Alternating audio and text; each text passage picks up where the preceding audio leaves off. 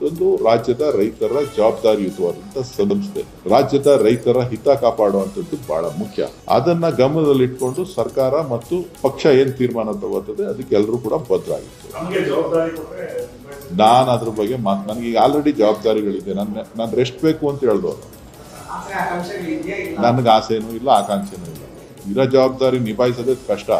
ಯಾವುದೇ ಹುದ್ದೆಗಳಿದೆಯಲ್ಲ, ಒಬ್ಬೊಬ್ರಿಗೆ ಒಂದೊಂದರ ಅಧಿಕಾರ ಬೇಕು.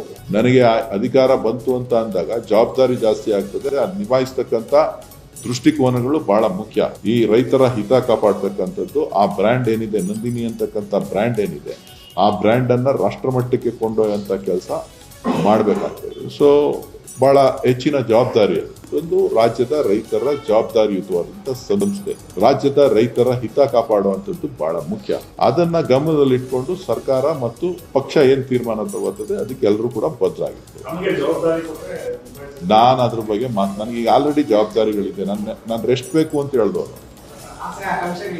ನನ್ಗೆ ಆಸೆನೂ ಇಲ್ಲ, ಆಕಾಂಕ್ಷೆನೂ ಇಲ್ಲ. ಇರೋ ಜವಾಬ್ದಾರಿ ನಿಭಾಯಿಸೋದೇ ಕಷ್ಟ.